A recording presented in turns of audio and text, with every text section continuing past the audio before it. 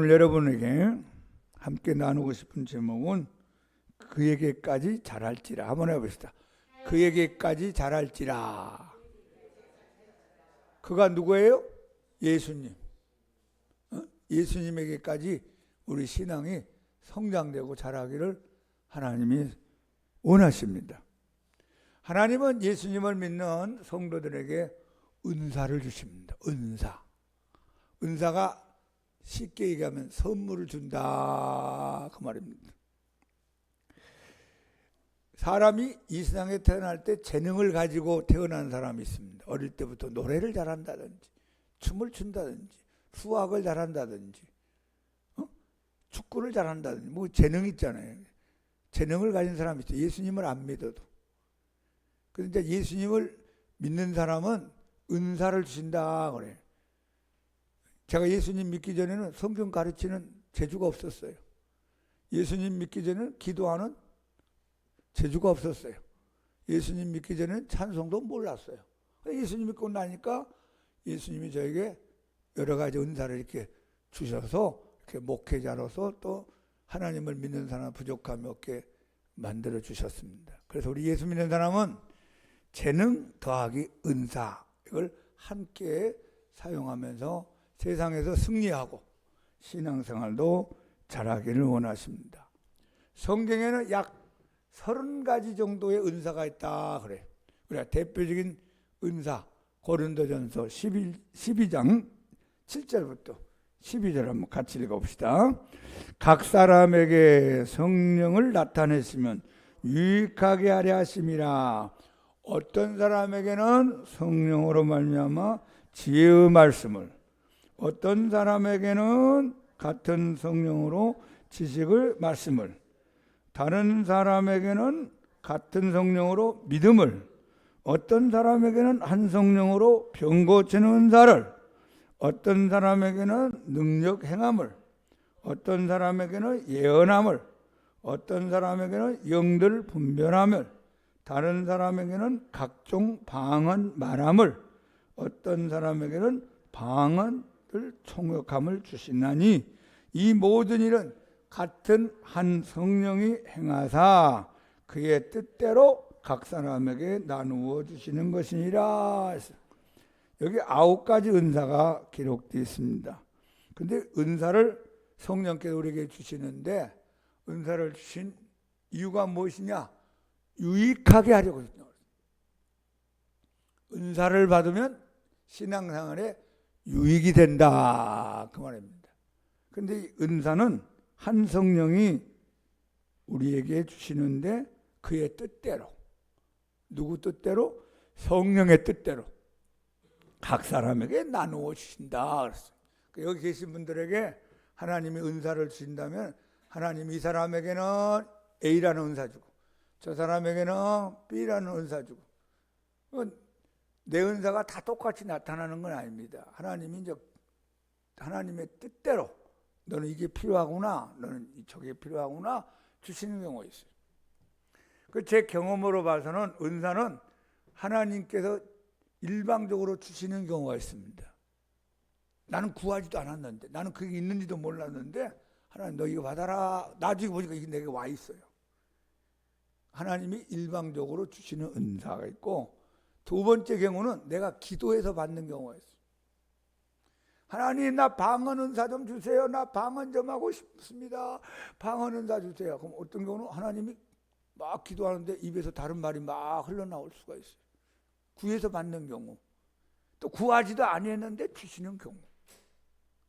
제가 신학 가기 전에 저는 구하지도 않았는데 가르치는 은사가 왔어요. 성경을 가르치는 은사. 저는 뭐 성경 가르치는 은사가 있는지도 몰랐죠. 방언만 달라고 기도했는데 방언 은사를 주시면서 가르치는다고 하는데, 이렇게 학교에서 책을 보고 있잖아. 일반 책을 보고 있는데 성경이 머리에 딱 떠오르는 거예요. 삭개오가 예수님 만난 사건이 누가복음 19장에 나오는데 딱 눈으로는 책을 보는데 머리는 성경이 떠올라요. 그러면서 예수님이 찾아오셨구나. 뽕나무 위에 있는 삭개오를 예수님이 보시고 불러주셨구나. 그리고 삭개오 집에 가서 삭개오를 변화시켰구나. 한번 합시다. 찾아오신 예수님, 불러주시는 예수님, 변화시키는 예수님, 여러분에게 찾아오시고 여러분을 불러주시고 여러분을 변화시키는 예수님. 이게 머리에 떠오르는 거 신학하기 전에요.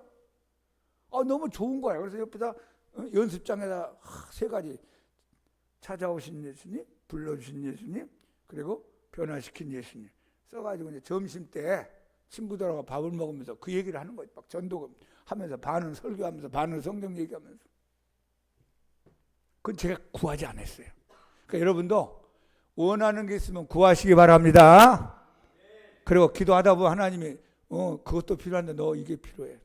특별히 우리 양문교회 병 고치는 은사가 나타나기를 기도합시다. 병 고치는 기도, 병 고치는 은사가 나타나기를 기도하세요. 목사님에게도 여러분에게 나타나서 그 지저분한 병들 다 떨쳐버리고 언제까지 병원 다니면서 할 거야. 건강하게, 영육간에 건강하게 예수님 잘 믿다가 천국 가기를 축복합니다. 로마서 12장도 대표적인 은사입니다. 한번 읽어봅시다. 우리에게 주신 은혜대로 받은 은사가 각각 다르니 혹 예언이면 믿음의 분수대로, 혹 섬기는 일이면 섬기는 일로, 혹 가르치는 자면 가르치는 일로, 혹 이루하는 자면 이루하는 자로, 구제하는 자는 성실함으로, 다스리는 자는 부지런함으로, 궁유를 베푸는 자는 즐거움으로 할 것이라. 고린도전서 12장에 나오는 9가지 은사는 주로 나타나는 은사가 많아요. 근데 오늘 로마서 12장에 나타난 것은 보이지 않는 은사란 말이에요. 여러분 우리 몸도 보이는 부분이 있죠? 얼굴, 손, 발, 눈, 귀. 근데 저 안에 우리 보이지 않는 부분이 있잖아요. 간, 허파, 쓸개, 췌장, 위, 이건 보이지 않잖아요. 어떤 면에서는 보이지 않는 게 더 중요하잖아요. 이 로마서 12장은 보이지 않는, 별로 이렇게 드러나지도 않는 은사가 기록되어 있어요. 섬기는 일, 누가 섬기는 일을 그렇게 주목합니까? 가르치는 자, 위로하는 자, 위로하는 게 권면, 권사님 할 때 권자가 위로한다 그 말이에요. 위로한다, 권면한다, 힘을 준다. 그러니까 권사님 직분 받은 분들은 다른 사람에게 힘을 줘야 됩니다. 다른 사람 힘 빼지 말고 힘을 줘야 돼. 쓰러져 있는 사람, 약한 사람, 어려운 사람 붙잡고 일어나게 만드는 게 권사, 권면할 때, 위로할 때의 뜻입니다. 이것도 은사예요. 또 구제하는 자. 이 사람은 자기도 없는데 남을 막 도와주고 싶은 거예요. 호주머니 막 털어가지고 막 사주고 싶고 도와주는 거. 우리 주일날 오후에 오신 분들 진짜 어려운 분도 있고 괜찮은 분도 있는데 우리 교회가 지금 오후에는 구제하는 겁니다. 구제. 우리가 일부러 나가서 어려운 사람들 찾아다니면서 구제도 해야 되는데 이분들 찾아오잖아요. 얼마나 좋아요. 할렐루야. 그분들에게 우리가 작은 물질이지만 구제하는 거예요. 구제. 거기다가 더 중요한 것은 영혼 구원, 영혼 구원. 구제를 통하여 영혼 구원. 그 다음에 천국 가는 거지. 구제는 이 땅에서만 필요하죠. 죽은 다음에 죽은 사람한테 구제합니까? 근데 영혼 구원은 저 영원한 천국까지 내세까지 연결되어 있기 때문에 우리가 약하고 부족하고 모자란 인생들이지만 헌금을 모아서 그들에게 구제를 이렇게 하면서 그 다음에 예수님 믿고 구원받게 하는 겁니다. 이 구제, 다스리는 자, 긍휼을 베푸는 자. 여러분 우리 양문교회도 이런 은사가 많이 나타나기를 기도합시다. 여러분들에게 보이지 않는 섬기는 은사, 권면하는 은사, 구제하는 은사, 남을 불쌍히 여기는 은사. 얼마나 좋아. 이런 은사가 많이 있어야 됩니다. 여러분 순교하는 것도 은사라 그래요. 이거 아무나 주님을 위해서 죽는 것이 아닙니다. 스데반같이 기회가 왔을 때 주님을 위해 목숨을 내는 거. 순교 은사. 찬양의 은사가 있죠. 어떤 사람이 찬양하면 막 은혜가 돼요. 시간 가는 줄 몰라. 부르는 사람도 좋고 듣는 사람도 좋고 함께하는 사람도 좋아요. 그 은사입니다. 찬양의 은사. 여러분 중보 기도 은사라는 게 있어요. 남을 위해서 기도하는 게 그렇게 좋아요. 몇 시간씩 기도해요. 시간 가는 줄도 몰라. 행복해요. 얼굴이 확 나가지고 막 하나님 앞에 눈물을 흘리면서 기도하는 중보 기도의 은사. 이것도 있어요.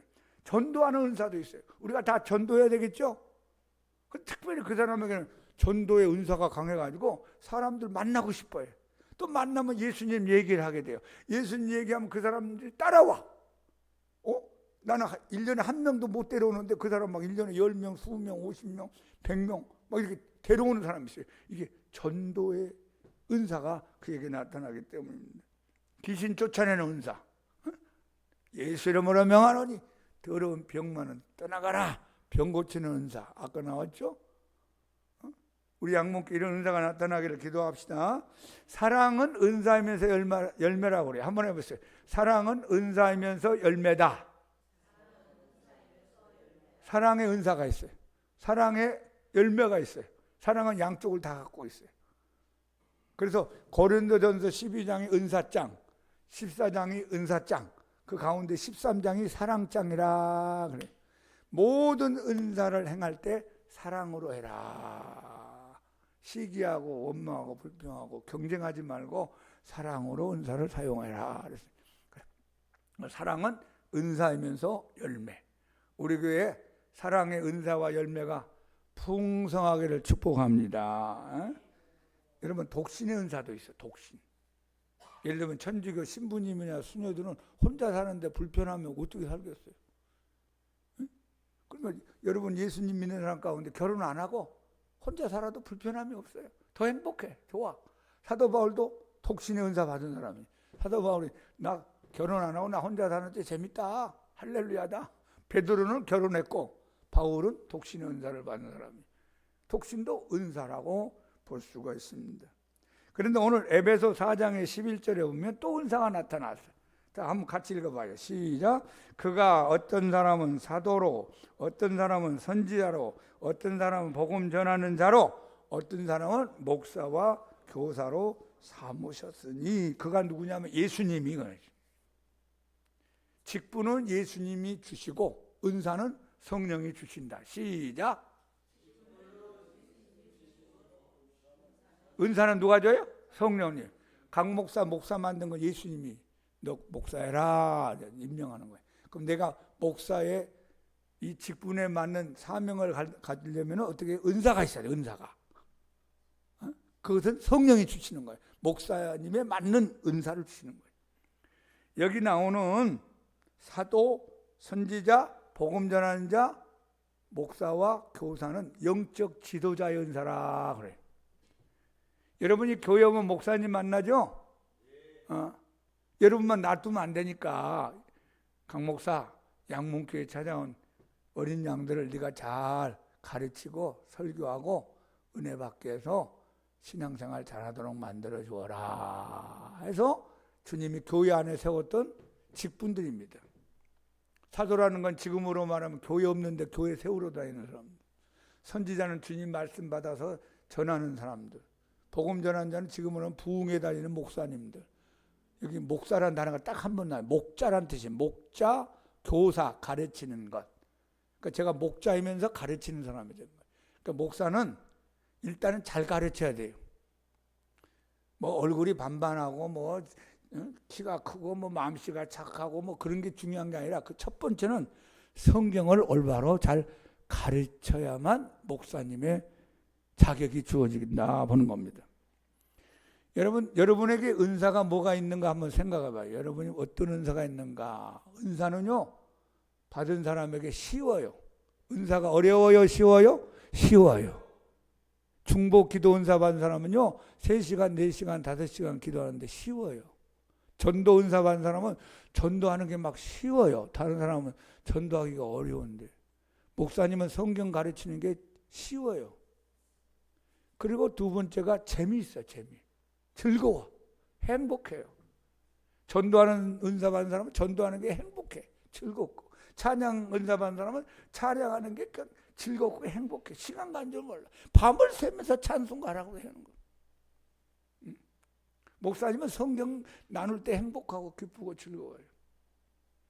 즐거워 이걸 하죠. 이걸 괴로우면 어떻게 하겠어요. 그리고 이 은사는요, 열매가 있어요. 자타가 인정해야 돼요. 여기 열심히 찬송가를 막 부르는 사람인데 듣는 사람들이 아유 그만했으면 좋겠네. 아유 돼지 목 따는 소리 같아. 아유 도가지 깨지는 소리 같아. 그건 은사가 아니야. 자기는 혼자 좋아하지만 열매가 없잖아요. 열매가. 나는 전도 은사 받았어. 근데 한 명도 전도를 못해. 그건 은사가 아니잖아요. 전도는 하긴 하는데. 열매가. 자, 한번 합시다. 쉽다, 재미있다, 열매가 있다. 그걸 여러분 찾으면 돼. 여러분에게 다 은사를 하나님이 주실 수도 있는데 그 은사를 발견하고 찾아서 그걸 자꾸 사용하세요.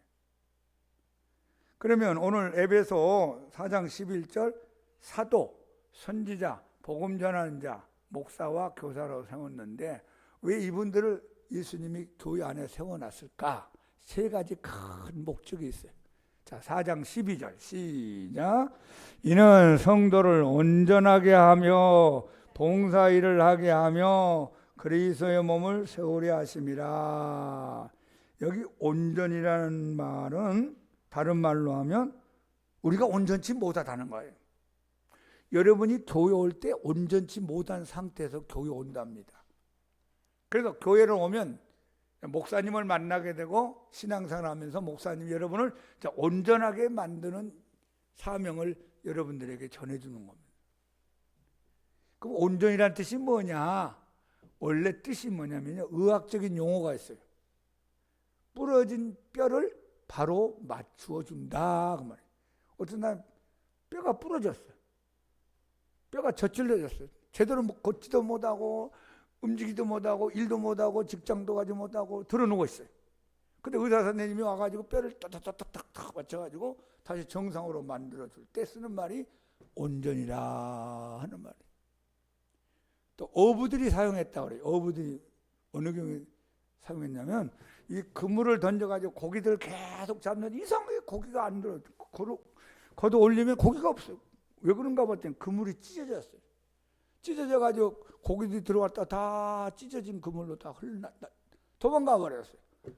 그래서 이 온전이라는 말은 찢어진 그물을 기워서 정상적으로 만든다 할 때 온전이라는 말을 썼답니다. 또 어떤 사람이 쓰냐면 군인들이 쓰는 말이에요. 군인들이 무장이 안 돼 있어요. 철모도 없고 군화도 없고 군복도 없고 총도 없고 아무것도 없어요. 그러면 그런 군인이 나가서 어떻게 싸우겠어요? 그 무장되지 않는 군인을 군인답게 무장시킬 때 쓰는 말이 온전이다 하는 말이에요. 부러진 뼈를 고쳐서 정상으로 만들고 찢어진 그물을 기워서 정상으로 만들고 무장되지 않는 군인을 무장되게 만드는 겁니다. 그럼 무슨 공통점이 있죠? 쓸모없는 것을 쓸모있게 만드는 거라고 말이에요. 이게 온전이에요. 자, 여러분 한번 생각해봐. 여러분이 예수님 믿기 전에 하나님 보시기에 쓸모있는 인생이었어요? 쓸모없는 인생이었어요? 저도 마찬가지. 쓸모없는 인생, 쓸모없는 인생. 우상이나 숭배하고 점이나 치러 다니고 미워하고 싸우고 죄짓고 다니고 헤매고 다니고 우리가 뭐 주님 앞에 도움이 안 돼. 도움이. 저도 마찬가지. 여러분도 교회 다니는 사람도 욕하고 다니고 교회 욕하고 다니고 성경책 이상한 책이다 그러고 우리가 그렇게 살았잖아요. 십계명 관계없이 살았죠. 부모를 공경하라, 살인하지 마라, 간음하지 마라, 도둑질하지 말라, 거짓 증거하지 마라, 이웃을 탐내지 마라. 뭐 우리 다 거기 어긴 사람들. 나 외에 다른 신을 네 앞에 두지 마라. 하나님 외에 다른 신을 섬기고 다니고 뭐 절하고 다니고 뭐 돈 갖다 바치고 우상을 만들지 말고 절하지 말고 섬기지도 말고 하나님 이름 망령되이 일컫지 말고 안식일을 거룩히 지키고 뭐 안식일 지키는 게 뭔지도 모르고 주일날 놀러만 다녔지 뭐 알겠어요? 이런 인생을 우리가 살았단 말이에요. 그러다가 이제 전도를 받아서 아니면 내 마음이 허전해서 무슨 이유로 교회를 나왔어요. 교회를 오니까 목사님이 계시는 거야. 이 목사님이 찬송을 부르고 설교를 하고 기도를 하고 하면서 여러분 이제 찢어진 그물 같은 인생을 점점 키워주는 거예요. 부러진 골절 같은 인생을 정상으로 만들어주는 거예요. 그리고 무장되지 않는 군인을 무장시키듯이 해주는 겁니다. 이 역할을 누가 한다고요? 목사님이 하라. 목사님. 그러니까 여러분들이 쓸모없는 인생을 살다가 이제 교회 와서 신앙생활 하면서 거듭나면서 쓸모있는 인생으로 변화를 시켜라 그 말입니다. 나는 예수 안에서 쓸모있는 인생이 되었다. 시작. 하나님의 눈으로 보시란 말. 하나님 눈으로. 우리 인간 눈으로 보지 말고 세상 사람들 여러분은 훌륭하다고 볼 수도 있을지 모르지만 하나님의 눈으로 보니까 내가 하나님 앞에 쓸모있는 인생이었을까? 내가 예수님 믿기 전에 한번 생각을 해봐요. 우린 다 쓸모없는 인생이어서 부러져 있고 찢어져 있고 무장되지도 않고 하나님 어떻게 쓸 수가 없잖아요. 그래서 교회 다니면서 이제 여러분을 점점 정상으로 쓸모없는 인생을 쓸모있게 만들어갑니다. 그러면 목사님이 교회에서 여러분을 쓸모없는 인생에서 쓸모있는 인생을 만드는 과정에서 꼭 필요한 게 뭐냐면 말씀과 성령의 은혜를 받아야 돼요. 한번 해봐요. 말씀의 은혜 받자. 설교 잘 들으시고 집에서 성령 열심히 읽으시고 말씀의 은혜를 받으면서 찢어진 데 그물이 기워지는 거예요. 무장되지 않는 군인 같은 내 모습이 무장되고 부러진 내 인생이 이제 정상으로 돌아와서 정상적인 사람으로 사는데 말씀과 성령이 절대적으로 필요한. 그래서 교회에다가 주님이 말씀을 주셨어요. 그리고 교회에다가 성령의 은혜 주셨어요. 우리 교회 말씀의 은혜 많이 받기 바랍니다. 여러분 성령 충만하기를 바랍니다. 이게 온전이라는 뜻이에요. 그럼 이제 어느 정도 쓸모있는 인생이 되죠. 몇 년 다니다 보니까 쓸모있는 인생이 됐어요. 그러면 두 번째 봉사일을 하게 하며 그랬어요. 여러분 병원에 누워있는 환자가 봉사합니까? 남을 도와줍니까? 자기도 힘들어가지고 끙끙대면서 기부스하고 누워있는 사람이 어떻게 하겠어요? 이제 그런 단계를 지나서 이제 내가 쓸모있는 인생이 된다면 이제 하나님을 위하여 봉사하고 이웃을 위하여 봉사하는 사람으로 되는 거예요. 이 봉사가 기독교 용어로 섬김이라 그래요. 섬김. 여러분 예수님의 생애는 한마디로 섬김의 생애였습니다. 마가복음 10장 45절에 보면 인자가 이 세상에 온 것은 섬김을 받으려 함이 아니라 도리어 섬기려 하고 모든 사람들의 대속물로 내 목숨을 주려고 왔다 했어요. 예수님의 전생에 한마디로 섬기러 오셔서 섬기. 병든 자를 섬기고 귀신 들린 사람을 섬기고 배고픈 사람을 섬기고 왕따 당한 사람들을 섬기고 불쌍한 사람들 막 주님이 섬기다가 저와 여러분을 죄에서 구원하고 천국 보내기 위해서 십자가에 못 박혀 죽기까지 섬기고 장사 지낸 바 됐다가 3일 만에 부활하고 승천하셨어요. 그러니까 우리가 이제 예수님을 믿으면 이제 예수님을 닮아가야 되겠죠? 예수님을 닮아가는데 여러분 기억하세요? 우리의 신앙의 자세가 섬김의 자세가 있어야 돼. 봉사의 자세가 있어야 된다 하는 겁니다. 그럼 어떻게 봉사하느냐? 오늘 성경에 보니까 은사 따라 재능 따라. 한번 해봐요. 은사 따라 재능 따라. 여러분에게 주신 은사 있잖아요. 은사. 그걸 가지고 봉사하는 거예요. 그걸 가지고 하나님 앞에 섬기는 거예요. 이웃을 섬기는 거예요. 여러분이 찬양의 은사를 강하게 받았다. 그러면 찬양으로. 나는 기도 은사를 받았다. 기도로. 여러분 돈 버는 것도 은사입니다. 돈 많이 벌어서 헌금으로 주님 앞에 섬기는 거예요. 나는 딴 건 못하지만 청소만큼은 끝내준다. 그럼 열심히 대걸레 들고 왔다 갔다 하면서 청소하는데 이게 행복한 거예요. 즐거워요. 재밌어. 여러분 예전에 우리 교회 다닐 때 어떤 교인이 기도원에 갔어요. 기도원에 가서 막 3일 동안 기도를 하는데 나중에 갔다 와서 저한테 얘기해서 제가 알았죠. 목사님 기도원에서 막 기도하는데요. 교회 가서 막 청소하고 싶은 마음이 막 생기대. 청소하고 싶은 마음. 와 청소하고 싶다. 청소하고 싶다. 그 사람 청소하는 은사 받은 거예요. 다 청소하기 싫잖아요. 근데 그분은 막 이거 뭐 이게 하는 게 행복해 보이는 거예요. 봉사. 은사 따라 재능 따라 하는 거예요. 어느 젊은 청년이 남이 노래 부르는 건 즐거워하고 잘 듣는데 문제가 뭐냐면 자기는 노래를 잘 못 불러요. 축구 보는 것은 좋은데 내가 축구하라면 못할 수 있잖아요. 씨름 보는 건 좋은데 나보고 씨름 안 하면 내가 못할 수 있잖아요. 그런 것처럼 노래 듣고 노래 부르는 거 보는 건 좋은데 내가 노래 부르라는 게 이게 음치야. 완전 음치예요. 고등학교 때 성적을 보면 다른 점수는 잘 나오는데 음악 점수가 잘 안 나와가지고 평균 점수가 깔아앉았어. 근데 이분이 이제 예수님 믿고 은혜 받고 난 다음에 사명을 받았어요. 신학하고 목사님으로 부름을 받는데 고민이 생긴 거예요. 우리 기독교 신앙의 핵심 중에 하나가 찬송이잖아요. 이 사람들 교회 가서 찬송가 부르고 또 목사님이 되려면 찬송을 또 앞에서 인도해야 되고, 근데 이 사람 음치야. 찬송 첫 절을 못 잡는 거예요 또. 그래서 고민이 생겼어요. 신학은 가야 되겠는데 내가 노래를 못 부르는데 이거 어떻게 하면 좋을까 고민하는데 하나님이 그런 마음을 주셨어요. 너는 노래는 못하지만 너한테 탁월한 은사가 있다. 너는 성경을 잘 가르치는 은사가 있다. 너는 설교를 하면 다른 사람이 감동을 받는다. 그것만 해라. 노래 부르는 건 딴 사람 시키면 되지 않겠니? 그러죠. 노래 잘하는 교인이 있을 거 아니에요. 음악대학을 나갔다든지 뭐 성가대를 한다든지 찬양을 잘하는 사람, 그 사람을 시키고 너는 성경만 잘 가르쳐라. 그래서 자신감을 얻고 신학을 갔어요. 우리나라에서 아주 탁월한 성경 교사이면서 설교를 잘하는 목사님이 계셨어요. 제가 존경을 하는 목사님 중에 한 분이에요. 여기 그 은사입니다. 다시 한번, 은사 따라 재능 따라. 근데 여러분, 봉사가 그렇게 돼야만 이게 행복하고 즐겁고 열매가 있는 겁니다. 그러니까 여러분, 은사가 뭔가를 한번 깊이 생각을 해봐요. 내가 뭘 잘하는가, 뭐가 재밌는가, 뭐가 행복한가, 뭐가 쉬운가, 그거 따라서 하면 돼요. 목사님은 성경 얘기하면 재밌어요. 목사님은 성경 얘기하면 즐거워요. 쉬워요. 성경 얘기하면 행복해요.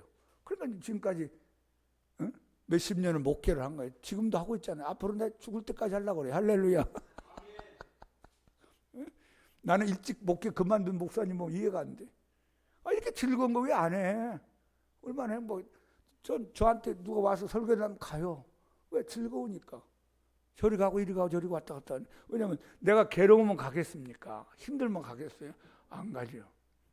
여러분에게 갖가지 은사가 넘쳐서 봉사의 사람이 되기를 축복합니다. 그 다음에 세 번째 뭡니까? 12절에 그리스도의 몸을 세우려 하심이라.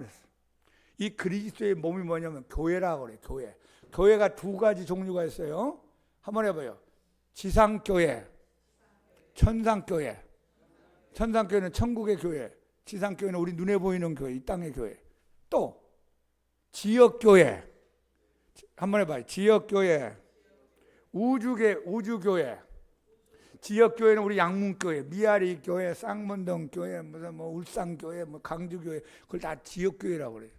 우리 눈에 보이는 이 건물 중 모여서 예배드리는 교인들이 있는 지역교회. 근데 우주교회는 전 세계적인 모든 기독교인들을 말하는 거예요. 우리 양문교회도 전 세계 모든 기독교인들의 교회 중에 일부분이에요. 머리카락 하나 정도 된다고 그럴까요? 그런 역할을 하는 거예요, 지금. 그러니까 지역교회에서 은혜 받고 우리는 우주적 교회의 구성원이 되는 겁니다. 그리고 이 그리스도의 몸이 바로 교회를 말합니다. 교회는 그리스도의 몸이다. 시작. 그러니까 내가 이제 쓸모없는 인생을 살다가 교회 와가지고 말씀 은혜 받고 성령 은혜 받고 목사님 지도를 받으면서 이제 하나님 보기에 쓸모있는 인생이 된 다음에는 가만히 있으라는 게 아니라 뭐 하라고요? 봉사, 섬겨라. 은사 따라 재능 따라 섬겨서 그 섬김의 힘을 합쳐서 예수님의 몸, 지역교회와 우주교회를 세우는 방향으로 가라, 그 말입니다. 여러분, 가정을 세우는 사람 있죠? 형제가 많다 보면 가정을 허는 사람 있고 가정을 세우는 사람이 있어요. 회사를 세우는 사람 있고 회사를 허는 사람이 있어요. 나라를 세우는 사람 있고 나라를 허는 사람이 있을 수 있어요. 그러니까 우리도 은혜 받고 은사를 받았으니까 우리가 예수님의 몸을 세우는 쪽으로 하나님 앞에 힘을 합쳐야 됩니다. 우리 양문교회 모든 성도님들은 이 지역교회인 양문교회를 세우는데 힘을 합치기를 축복합니다. 그래도 이 교회가 튼튼한 교회가 됩니다. 어떤 사람은 잘못 믿으면요, 교회를 이렇게 허는 자가 있어요. 허는 자. 마이너스. 여러분이 어느 교회를 다니든지 간에 어디 가서 신앙생활하든지 간에 교회 플러스가 되기를 바랍니다. 절대 교회 마이너스가 되면 안 돼요. 주님이 별로 안 좋아해요. 인정하지 않아요. 사울을 만났을 때 예수님이 그런 말씀 했잖아요. 사울아, 사울아, 네가 어찌하여 나를 핍박하느냐. 그래서 말해서 꼬꾸라져가지고 소경이 됐잖아요. 그래서 사울도 지금 음성은 들리는데 누군지도 모르니까 누구십니까? 당신이 누구십니까? 나는 네가 핍박하는 예수니라. 그때 이제 사울이 깨달았죠. 아, 나사렛 예수가 부활하여 살아있구나. 내가 잘못 살았구나. 예수님을 핍박한 게 아니라 교인들을 핍박하고 예수 믿는 사람 핍박하고 성도들 핍박한 게 곧 예수님을 핍박하는 거구나 깨달았어요. 여러분, 이 사울이라는 사람이 직접 예수님을 핍박한 건 아니잖아요. 누구 핍박했어요? 교인들을 핍박하고 교회를 핍박했잖아요. 그러니까 교인을 핍박하고 교회를 핍박한 것은 곧 예수님을 핍박한 거예요. 그 복을 못 받아요. 인생이 안 풀려요. 아니, 주님이 화가 나면 한 대 때려요. 날아가 버리지. 저는 이때까지 많은 성도들을 보고 교회를 보면서 교회 해꾸지 하는 사람 치고 별로 되는 사람이 없는 걸 봤어요. 별로 말년이 안 좋아요. 여러분, 주님의 몸을 세웁시다. 그게 복받는 길이에요. 주님의 몸을 세우는 것이 복받는 길이다. 시작. 교회를 세우고 성도를 세우고 다른 사람의 신앙에 도움을 주면 주님이 귀하게 봐요. 그래야 또 착하구나. 그런데 선물 하나 더 주고 복도 줄 수 있죠. 그런데 교인을 괴롭히고 교회를 시끄럽게 하고 목사님 목회를 힘들게 하면 마이너스가 돼요. 마이너스. 그러면 주님이 복을 주고 싶은 마음이 안 생겨요. 참다 안 되면 주님이 이제 튕겨버리면 별의별 일이 다 생깁니다. 우리 그러지 않기를 축복합니다. 다시 한번 온전하게 하며 봉사일을 하게 하며 그리스도의 몸을 세우려 합니다. 세워야. 이 세운다는 말이 영어로 뭐예요? 빌딩. 빌딩이 세워졌다. 반대는 허문다. 허무는 배후에는 마귀가 있는 거예요. 항상 마귀가. 하나님은 세우는 쪽에 관심이 있지 허는 쪽에 관심이 있는 게 아니에요. 마귀가 조종해서 가정을 헐고 회사를 헐고 나라를 헐고 심지어는 교회까지도 마귀가 헐려고 할 때가 있어요. 자, 우리 마지막으로 연합하여 함께 자라가야 한다고 말합니다. 자, 하나님은 우리가 자라기를 원해요. 여러분, 부모님이 어린 자녀가 태어나면 자라기를 원해요? 그 자리에 있기를 원해요? 자라기 원하죠. 한 달이 6개월, 1년, 2살, 3살, 유치원, 초등학교, 중학교, 고등학교, 대학교, 훌륭한 성인, 결혼 뭐 이렇게 다 어른답게 살기를 원하는 게 부모의 마음이잖아요. 하나님도 마찬가지. 우리가 영적으로 신앙적으로 자라기를 원합니다. 자라기. 우리 양목교회 성도님들은 자라갑시다. 교회 오래 다닌 것만 얘기하지 말고 내가 신앙에 자라고 있는가를 자꾸 봐야 돼요. 지난주 우리 말씀 나누었죠? 자녀에서 아이로, 아이에서 청년으로, 청년에서 아비로. 근데 제가 성경을 다시 보니까 청년들아 아비들아는 2번 나와서 2번. 자녀하고 아이들은 딱 한 번씩 나왔는데 청년들하고 아비들은 2번 기록해요. 짧은 성경 기절 안에. 왜 그랬을까? 내가 기도하는 마음으로 주님 앞에 물어봤어요. 주님, 이게 왜 딴 데는 딴 것은 한 번씩 썼는데 2번 썼습니 중요하기 때문이다. 너희들 가운데 자녀들이 많고 아이들이 많다. 내가 진짜 원하는 건 청년의 신앙을 넘어서 아비의 신앙까지 가기를 원하기 때문에 내가 2번 얘기한 것이다. 여러분도 중요한 말을 할 때는 반복해서 하죠.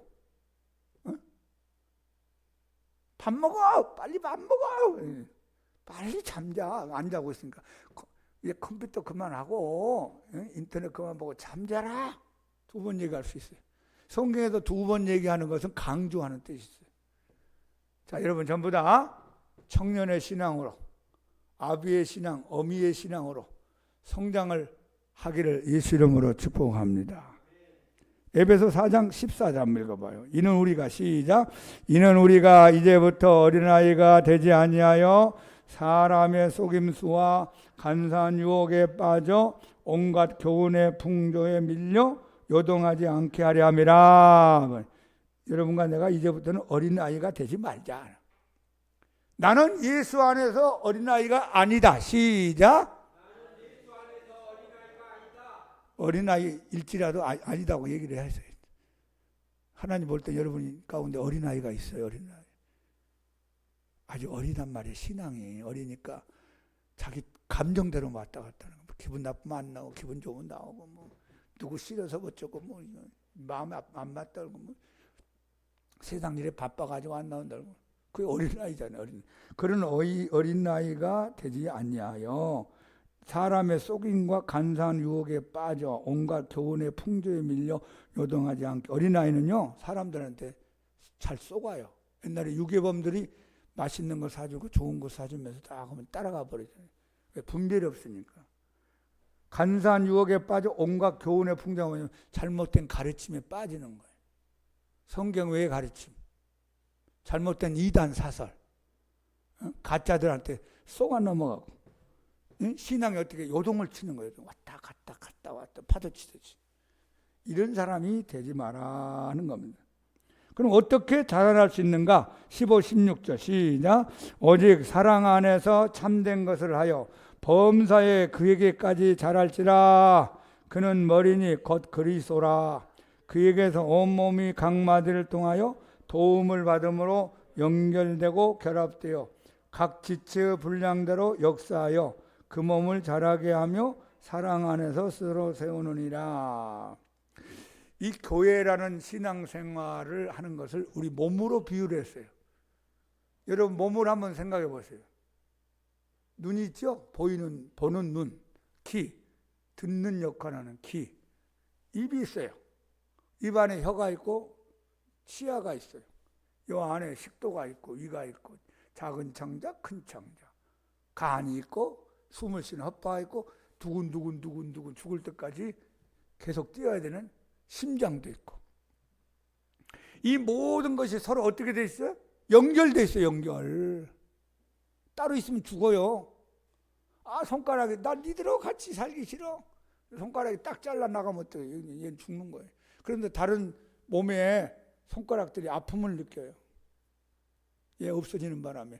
얘는 죽고 그 다음에 다른 몸이 막 아이고 쑤시고 아프네. 여러분 어느 부위에 수술 받으면 다른 몸들도 같이 고통을 받잖아요. 그런 거예요. 예수님의 몸된 그 교회 안에 내가 지체가 됐어요. 어떤 사람은 손가락 역할, 어떤 사람은 눈썹 역할, 눈의 역할, 귀의 역할, 입의 역할. 이 중에 하나 고장나면은요, 여러분 사는데 불편해요. 예를 들읍시다. 우리가 이제 밥을 먹으려면 어떻게 하죠? 밥 먹는 데까지 내가 걸어가야 되잖아요. 발이 고장이 났어. 걷지를 못해. 그럼 이제 그것부터 불편한 거예요. 가가지고 이제 반찬이 쭉 있고 밥이 있는데 그걸 눈으로 봐야 되잖아요. 내가 뭐 먹을지, 얼마나 먹어야 될지. 근데 눈이 안 보여. 그럼 다른 게 다 건강하기 힘드는 거예요. 그 다음에 이제 음식을 손을 가지고 떠야 되잖아요. 이렇게 젓갈, 숟갈을 떠야 되는데 손이 문제가 생겨서 그럼 남들이 먹여주든지 못 먹잖아요. 앞에 음식을 놔놓고 못 먹어요. 자, 먹은 다음에 어땠냐면 그 다음에 치아로 씹어야 되겠죠. 근데 치아가 다 빠져가지고 그냥 단단한 음식은 못 먹어요. 그냥 죽이나 물이나 먹어야 돼요. 그 내려갔는데 식도가 고장나면 어떻게 돼요? 위가 고장나 이장병 걸려가지고 밥을 못 먹어요. 위장이 건강에 내려가는데 이제 뭐 소장, 대장에 문제가 생기고 뭐 소화가 안 나오고 간이 무슨 뭐 기능을 제대로 못하고 그러면 우리가 문제가 생깁니다. 99개가 건강한데 딱 하나가 문제가 생기면 몸에 문제가 생기는 거예요. 암병이라는 거 그러잖아요. 딱 한 군데 문제가 생긴 거 아니에요. 그럼 나머지 다른 건 다 건강한데 그놈의 암병 하나 때문에 내가 그냥 힘들어하고 방사선 치료받아야 되고 움직이지 못하고 직장생활 못하고 사는 게 힘들어요. 이게 이제 몸이란 뜻이에요. 그러니까 예수님은 어떤 말씀이냐면 우리를 그리스도 안에서 서로 연결해 놨어요. 연결. 저와 여러분 연결돼 가지고 서로 도움을 주고 받아라. 그래서 저 사람도 키워주고 너도 크면서 신앙생활을 함께 더불어 같이 잘 사랑 안에서 하면서 세워주는 역할을 하라 하는 겁니다. 할렐루야. 그러니까 이 자리에 계신 여러분들은 양문교회 필요 없는 사람이 아무도 없어요. 뭐 교인도 많지도 않은데 뭐 10,000명이나 10만 명이나 몰라도 뻔한 숫자인데 나는 이 교회 반드시 필요한 지체다. 시작. 여러분이 앉아있는 것만 해도 역할 잘하는 거예요. 옛날에 저 시골 교회 전도사님이 이제 목회하러 내려갔어요. 그때는 이제 전도사님이 2년 3년 목회를 경험해야만 목사님 안수를 주는 때가 있었어요. 시골 교회 이제 목사님이 안 계시니까 거기서 2년 3년 동안 목회 훈련을 받는 겁니다.